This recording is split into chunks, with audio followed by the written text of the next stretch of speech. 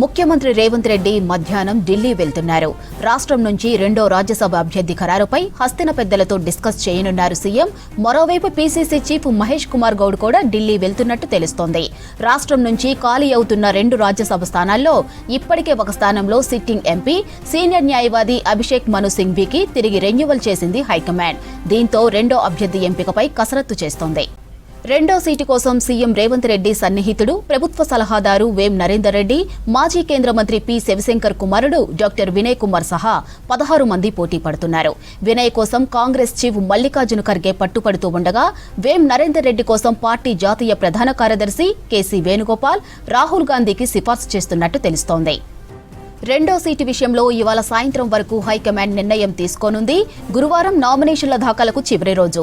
దీంతో రేపు అభిషేక్ మను సింఘ్వీ కాంగ్రెస్ ప్రకటించనున్న మరో అభ్యర్థి నామినేషన్ దాఖలు చేయనున్నారు. అయితే రెండో అభ్యర్థిని ఖరారు చేసిన తరువాతనే వారి ఇద్దరు పేర్లను అధికారికంగా ప్రకటించనుంది ఏఐసీసీ. ఇవాళ సాయంత్రమే సింఘ్వీ హైదరాబాద్కు వస్తున్నారు. రాత్రి ఇక్కడే ఉండి రేపు నామినేషన్ వేయనున్నారు. రెటిక సీఎం హస్తినా టూర్, రాజ్యసభ అభ్యర్థి ఎంపికకు సంబంధించి మరిన్ని డీటెయిల్స్ షరీఫ్ అందిస్తారు. షరీఫ్. మహేష్ గౌడ్ మధ్యాహ్నం 12 గంటల తర్వాత ఢిల్లీకి పయనం కాబోతున్నారు.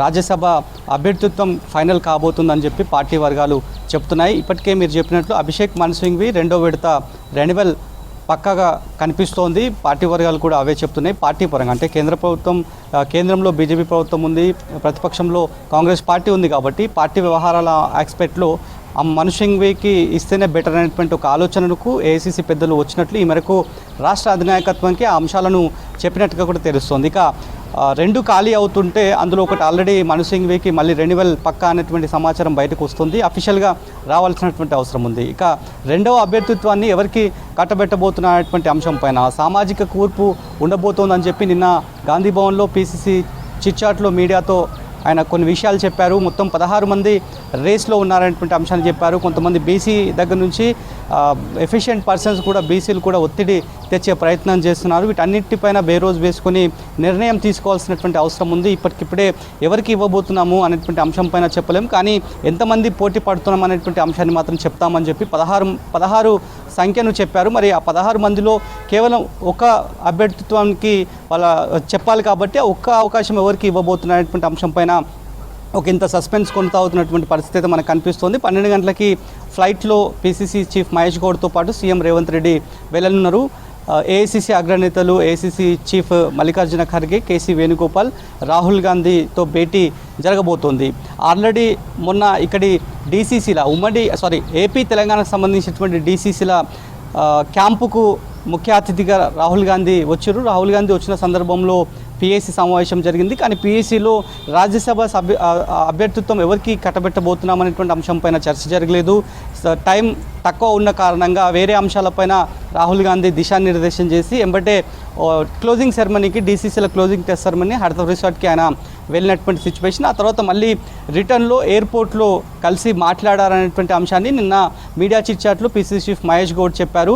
మాట్లాడినప్పటికీ కూడా దీనిపైన ఇప్పటికిప్పుడే డెసిషన్ చెప్పలేము, మీరు మళ్ళీ ఢిల్లీకి రండి, లేదంటే ఫోన్లో టచ్లోకి వచ్చి దీనిపైన మళ్ళీ ఒకసారి డిస్కస్ చేద్దామనేటువంటి చెప్పడంతో రాహుల్ గాంధీ మాట మేరకు ఇవాళ ఢిల్లీకి హస్తినాకు వెళ్ళనున్నారు. ఇద్దరు కూడా రేవంత్తో పాటు మహేష్ గౌడ్ ఇద్దరు కూడా ఢిల్లీకి వెళ్ళనున్నారు. మరి ఏ రకమైనటువంటి డెసిషన్ బయటికి రాబోతుందనేటువంటి అంశం పైన ఒకంత చర్చ జరుగుతుంది. ఇప్పటికే మాదిగలకు ప్రాధాన్యత కల్పించాలని చెప్పి మందకృష్ణ మాదిక లెటర్ రాశారు రాహుల్ గాంధీకి. ఆ లెటర్ కూడా ప్రస్తుతానికైతే బయటకు వచ్చినటువంటి పరిస్థితి. మరి ఎవరికి ఇవ్వబోతున్నారు? సామాజిక కూర్పుగా చూసుకుంటే కనుక గతంలో మొత్తం ఏఐసీసీ దేశవ్యాప్తంగా ఎక్కడైతే రాజ్యసభ అభ్యర్థిత్వాన్ని ఇచ్చిందో, రాజ్యసభ పోస్టులను ఇచ్చిందో ఆ సెనియరో బట్టి చూసుకుంటే కనుక తెలంగాణకు ఆల్రెడీ గతంలోనే 2 ఓసీలకు ఇచ్చేశారు. కాబట్టి మళ్ళీ ఇప్పుడు ఒకవేళ ఏఐసీసీ ఓవరాల్ సామాజిక సమీకరణాలు బేరోజు వేసుకుంటే ఓవరాల్గా చూసుకుంటే కనుక తెలంగాణకు బీసీ అభ్యర్థులకే ఎక్కువ శాతం అవకాశం ఉంది అనేటువంటి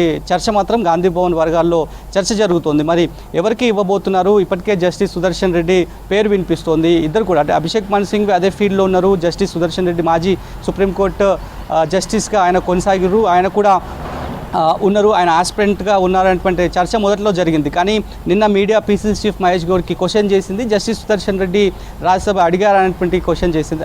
అప్పుడు ఆయన రిప్లైగా జస్టిస్ సుదర్శన్ రెడ్డి పోటీలో లేరు, ఆ మేరకు ఎవరికి కూడా సమాచారం ఇవ్వలేదు అనేటువంటి అంశాన్ని కూడా చెప్పారు. అంతకంటే ముందు రైతు కమిషన్ చైర్మన్ కోదండరెడ్డి కూడా మీడియా చిట్ చాట్ పెట్టారు. తాను కూడా రేస్లో ఉన్నా అనేటువంటి అంశాన్ని కూడా చెప్పారు. తాను ఎఫిషియెంట్ సీనియర్ పర్సన్గా కాంగ్రెస్ పార్టీలో ఉన్నాను, ఏఐసీసీ పెద్దలతో లాయలిస్టిక్గా ఉన్నాను. ఈ మేరకు పిసిసి చీఫ్ మహేష్ గౌడ్తో పాటు సీఎం రేవంత్ రెడ్డికి తన రిక్వెస్ట్ని పంపుతాను, తన మాటగా పంపుతాను అనేటువంటి అంశాన్ని కోదండరెడ్డి చెప్పినటువంటి అవకాశం ఉంది. మరోవైపు కొంతమంది కార్పొరేషన్ చైర్మన్ల పేర్లు కూడా వినిపిస్తున్నటువంటి సిచ్యువేషన్. వాళ్ళు కూడా ఢిల్లీకి వెళ్ళారు. ఢిల్లీకి వెళ్ళినటువంటి వాళ్ళలో mineral corporation chairman Iravatri Anil, ఆయన బీసీ సామాజిక వర్గానికి సంబంధించి ఆయన ఉన్నారు. ఆయన కూడా ఢిల్లీకి వెళ్ళారు. ఆయనకు సంబంధించినటువంటి ఆర్జీలను ఏఐసీసీ పెద్దల దగ్గర పెట్టుకున్నారు. మరి ఈ 16 మందిలో చాలామంది పేర్లు కూడా వస్తున్నాయి. అంతకుముందు అంటే ఇరవత్రి అనిల్ కంటే ముందు జట్టి కుసుమకుమార్ తరఫు ఆయన సన్నిహితుడిగా చెప్పుకునేటువంటి జగ్గారెడ్డి ఆయన ఢిల్లీకి పోయారు. దాదాపు 3-4 రోజుల పాటు అక్కడే ఉన్నారు. ఖర్గేతో సమావేశమయ్యారు. తాజా రాజకీయ పరిస్థితులపైన అక్కడ ముచ్చటించారు.